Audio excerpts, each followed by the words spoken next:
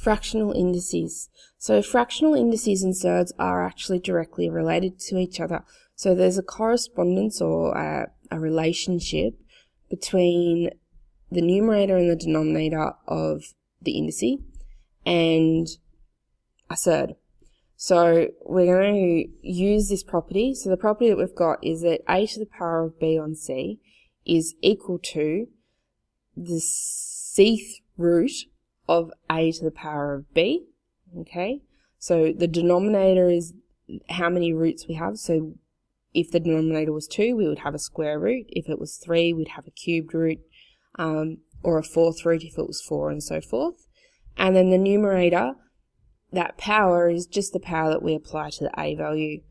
The other way to write this, which is the same, it's got an equivalent value, is to, instead of raising a to the power of b, you can actually raise the entire thing to the power of b.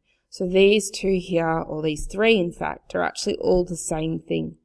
Now we can see this if we look at a simple example. So we're going to look at the example of a to the power of a half times a to the power of a half. Now when you do this, you add your powers, meaning that you get a to the power of 1, which is just a.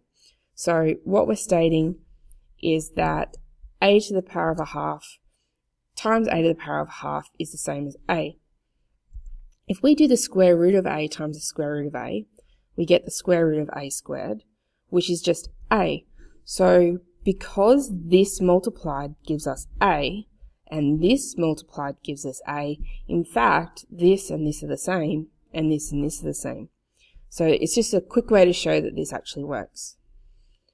The only other thing to note is that any fractional indice in an answer should always be rearranged into a surd form. We don't like fractional indices, so rearrange it into a surd form.